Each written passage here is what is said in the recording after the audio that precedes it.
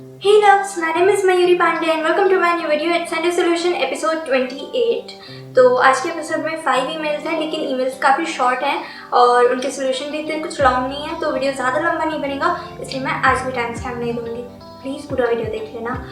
And ये मेरे Instagram और फेसबुक का यूज़र नेम है, मुझे फॉलो कर लो और चैनल को सब्सक्राइब कर लो। तो पहला ईमेल एक रिलेशनशिप एडवाइस के लिए है। इन्होंने लिखा है, high, going through anxiety from this month, please help me out. I will explain in short. मुझे एक लड़की पसंद थी, कोचिंग में अप्रोच किया, बात नहीं बनी। फिर 1 साल बाद फिर से टेक्स्ट किया तो मिसअंडरस्टैंडिंग दूर करी, बातचीत हुई, मगर जब उसे अंदाज़ा हुआ कि मैं उसे पसंद कर रहा हूँ तो she try to cut off, मगर मैं पीछे नहीं हटा। उसका 6 साल का रिलेशनशिप टूटा था, इसलिए वो बहुत टूटी हुई है। मुझे बोल रही है कि भरोसा नहीं है अब चीज़ों पे, अपनी ज़िंदगी बर्बाद नहीं करो, etc। But I love her and I want to take her out from this phase. What should I do? Last chatting में मैंने कह दिया था कि अब नहीं करूँगा, तुम खुश रहो, मगर दिल नहीं मान रहा। Please help me. दिल नहीं मान रहा, मैं मना दूँ? नहीं, छोड़ो, आप नहीं मानोगे। वैसे किसी को भी ऐसे पेनफुल फेज से बाहर निकालना बहुत ज़्यादा अच्छी बात होती है। मैंने भी निकाला था, किसी को मूव ऑन करवाया था और वो इंसान आज तक थैंकफुल है इस बात के लिए। बट मैंने उस टाइम ऐसे नहीं करवाया था कि उस लड़की को भूल जाओ और मुझे अपनी गर्लफ्रेंड बना लो। हालांकि मैं बहुत ज़्यादा गुस्सा करती थी और बहुत ज़्यादा बुराई भी करती थी उसकी एक्स की, क्योंकि उसकी वजह से वो हर्ट हुआ था। लेकिन ऐसे नहीं करते हैं, किसी का प्लेस नहीं मांगते हैं। इफ़ मैं ऐसे करती ना कि उसकी एक्स GF को रिप्लेस करना चाहती, तो वो कहता कि बुरा दरवाज़ा, उधर से निकल जाओ। तो कोई भी प्लेस मत मांगो उससे। वो उदास है ना, तो उसको खुश करने की कोशिश करो, उसका ख्याल रखो। जब वो इस पेनफुल फेज से बाहर आएगी तब वो कुछ देख पाएगी, मतलब आपको देख पाएगी। और कुछ भी हो, हील होने में टाइम तो लगता है ना। चोट लगती है तो हम पूरा ट्यूब दवाई का ऐसे पिचक थोड़ी देते हैं कि, और फिर चोट को कहते हैं कि जल्दी ठीक हो, मैंने तेरे ऊपर दवाई लगाई है, जल्दी ठीक हो। ऐसे नहीं बोलते ना, तो टाइम लगेगा। एंड आप उसको जब रिलैक्सेशन, आराम दोगे, आपके अंदर होगी वो चीज़, तभी उसको महसूस होगी। अगर आपके अंदर फ्रस्ट्रेशन होगा तो उसको भी वही फ्रस्ट्रेशन फील होगा। और हाँ, एक चीज़ याद रखो, एक लाइन जो आपको उसको फील करवानी है, अंधेरों से था मेरा रिश्ता बड़ा, तूने ही उजालों से वाकिफ किया। ये सेकेंड ईमेल बहुत ही ज़्यादा गंभीर है, तो प्लीज़ ध्यान से सुनना। मेरी बीवी अभी भी अपने एक्स BF से बात करती है, वो अभी भी अपने एक्स से मिलती है, वो अपने दोस्तों के साथ ही बिज़ी रहती है ज़्यादातर टाइम। मैं ऑफिस से घर आता हूँ तो वो अपने फ्रेंड से बात ही करती रहती है, या फिर अपने एक्स BF से। उसने मुझे बोला है कि उसका एक्स अब उसका फ्रेंड है, तो इसलिए मैंने उसको कुछ नहीं बोला।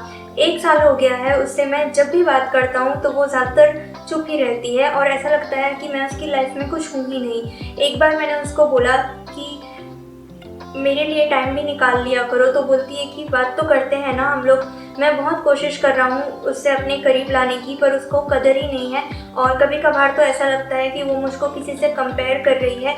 कुछ ऐसी बातें हैं जो मैं आपको बता भी नहीं सकता। अब मैं क्या करूँ, कुछ समझ में नहीं आ रहा है। हर चीज़ कह के और करके देख लिया, लेकिन उसका कोई रिस्पांस नहीं मिलता। गिफ्ट लाता हूँ, घूमने जाने की बात करता हूँ तो मना कर देती है। कभी कभार मुझे ऐसा लगता है कि वो अभी भी अपने एक्स BF से प्यार करती है, वो अपने दोस्तों से मिलने के बहाने अपने एक्स से मिलती है। इस सिचुएशन में क्या करना चाहिए, उसके बारे में पता करना चाहिए। क्या वो अपने BF से मिलती है या प्यार करती है, या फिर ऐसे ही ज़िंदगी काट लूँ मैं? क्यों काटोगे आप ऐसे ज़िंदगी? मुफ्त में मिली है ज़िंदगी, आपने कोई पाप किया है जो जिसकी सज़ा भुगतोगे आप? I hate this type of people जो अपने पार्टनर की वैल्यू नहीं करते हैं और किसी इनोसेंट इंसान की लाइफ को बर्बाद कर रहे होते हैं, सिर्फ ये इसलिए क्योंकि वो कुछ कह नहीं रहा होता और सब चुपचाप सह रहा होता है। आपको कोई ज़रूरत नहीं है उनके साथ अच्छे से रहने की। आप उनसे गुस्से से कहो कि वो जाए अपने घर, आप नहीं टॉलरेट करने वाले ये सब। मतलब क्यों आप अकेले ही ट्राई करते रहो रिश्ते को बेहतर करने का? क्या आपका फ्रेंड सर्कल नहीं है? क्या आपका सोशल सर्कल नहीं है? क्या कोई लड़की आपके में इंटरेस्टेड नहीं है? सब है, लेकिन फिर भी आप वैल्यू कर रहे हो उस रिश्ते की, इसलिए आप बेटर करने की कोशिश कर रहे हो। और अगर उसको वो कोशिश नहीं करनी है तो वो कह देना साफ साफ। और वो साफ साफ तो तभी कहेगी ना जब आप उस पॉइंट को उठाओगे और उनसे क्लियरली बात करोगे इस बारे में।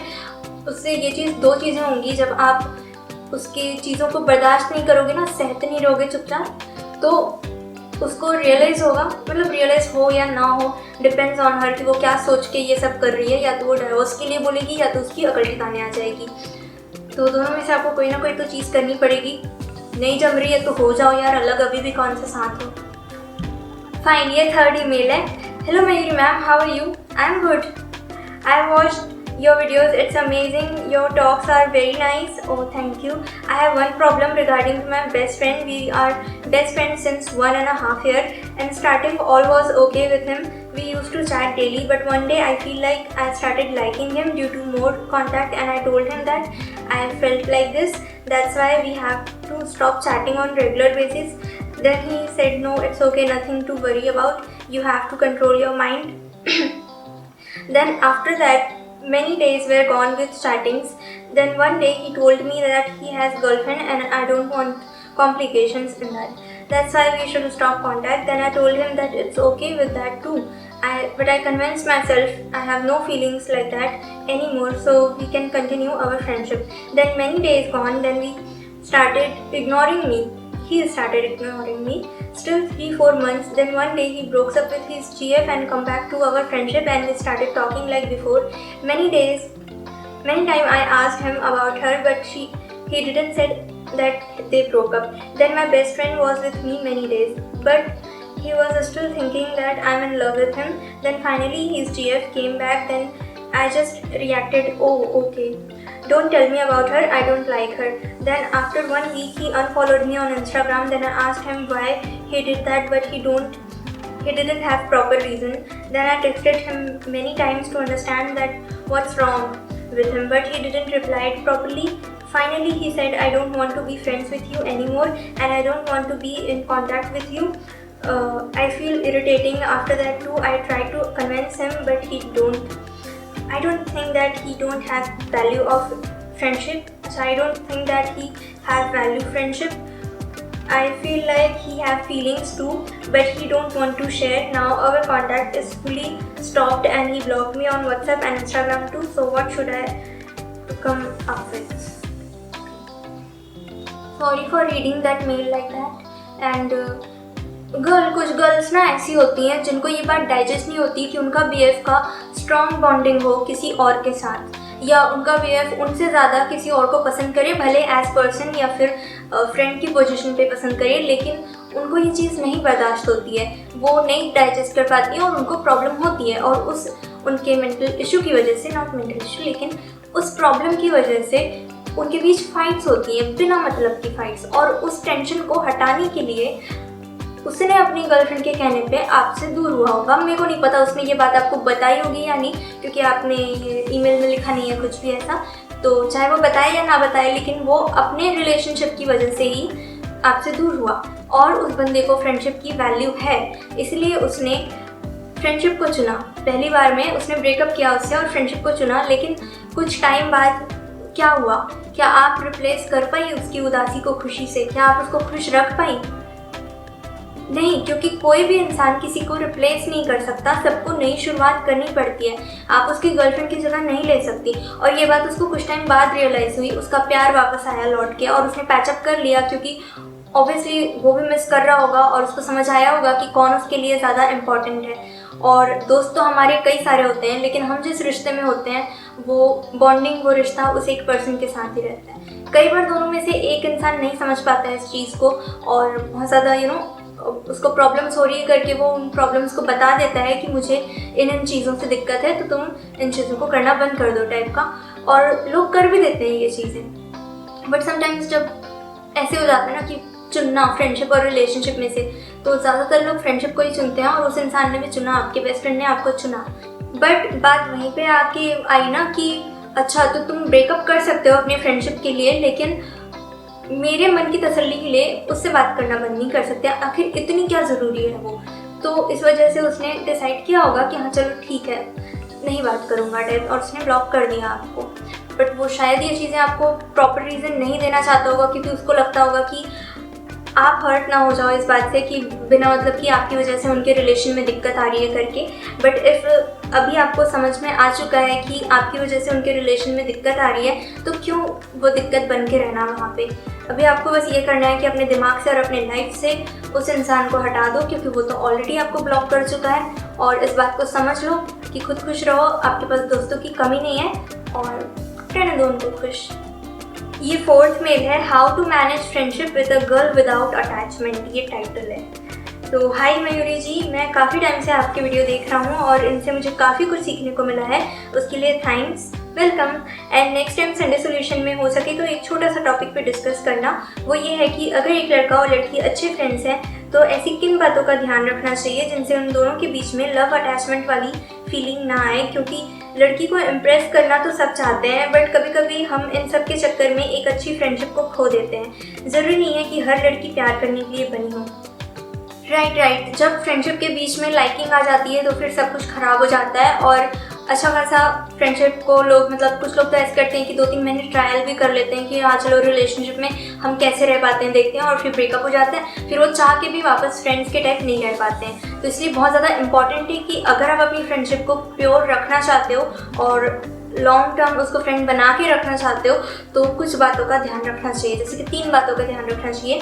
पहला, अवॉइड करो उनको कॉम्प्लीमेंट देना, मतलब बंदे को नहीं अवॉइड करो, उनको कॉम्प्लीमेंट देना अवॉइड करो। क्योंकि जितना आप उनको सुंदर कहोगे उतना उनको लगेगा कि भले आप जेन्युइन कॉम्प्लीमेंट दे रहे होगे, लेकिन उन्हें लगेगा कि आप उनको लाइकिंग जताना चाह रहे हो या फिर आप उनसे अट्रैक्टेड फील करने लगे हो, इसलिए उनकी बहुत ज़्यादा तारीफ़ कर रहे हो। तो तारीफ़ करने से बचो। एंड मैं तो कहती हूँ लड़की मत समझो, वो लड़का है तो मेरा बेटा है, नाम डुबाएगा बाप का, जा डुबा क्या, ऐसे मस्ती। अवॉइड लिसनिंग हर पर्सनल इन्फॉर्मेशन।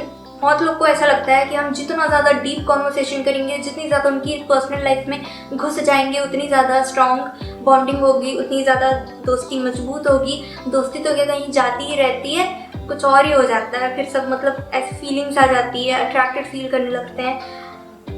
तो वो करने से बचो। किसी भी तरह की पर्सनल या सेक्सुअल कॉन्वर्सेशन करने से बचो। इससे होगा ये कि आपका पवित्र रिश्ता बना रहेगा। और फ्रेंडशिप को फ्रेंडशिप बनाए रखने के लिए तीसरी चीज़ ये ध्यान रखो कि अपनी सोच को भी कंट्रोल करो। जैसा कि आपने कहा कि हर लड़की प्यार करने के लिए नहीं बनी होती है, तो यू सेड इट थोड़ा सा रॉन्ग। इसको ऐसे कहते हैं कि हर लड़की जो आपसे बात करती है वो आपकी गर्लफ्रेंड बनने के लिए नहीं बात कर रही होती है। उस प्योर नेचुरल बॉन्डिंग को जैसा है वैसे ही रहने दो।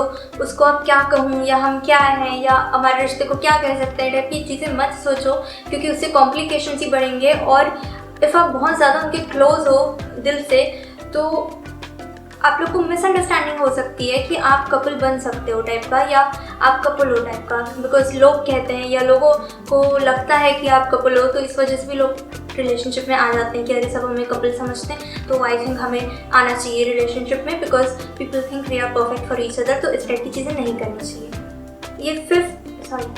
ये फिफ्थ है, hope you help ma'am, I am stuck. Ma'am, I'm a boy of 19 and I like a girl. In my college, I proposed her a year ago when we were in school, but she advised me to focus on my career, and now we are in same college. She friendly flirts with me. I think she gives me hints but never accepts my proposal. I'm the only one in whole college whom she talks. Also, I got to know that she has been finding out about my ex-girlfriends from 5 days. But one of the main reasons she tells behind rejection is that our caste are different. Please help me, ma'am. How can I convince her? But ma'am, just humble request.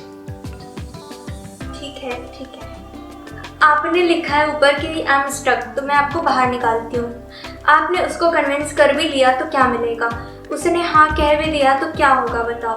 आप दोनों relationship में आ जाओगे, कुछ time का happy relationship रहेगा, फिर reality याद आएगी कि अरे हम तो परमानेंट साथ रह नहीं सकते, हमारे तो उसके तो पेरेंट्स मानेंगे नहीं, कास्ट अलग है, बहुत मुश्किल है, हमें अलग होना ही पड़ेगा। फिर ब्रेकअप होगा, वो तो थोड़ा सा रोएगी, फिर मूव ऑन कर जाएगी क्योंकि उसको तो रिलेशनशिप की ज़रूरत अभी भी नहीं है, थोड़ा सा अटैचमेंट रहेगा, वो थोड़ा टाइम बाद चला जाएगा। लेकिन आप बहुत ज़्यादा डिप्रेस हो जाओगे।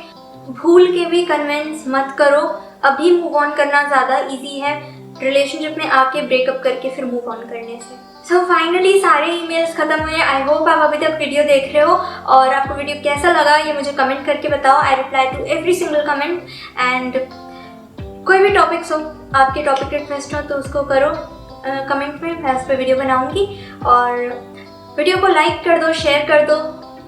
या keep supporting me, love you all.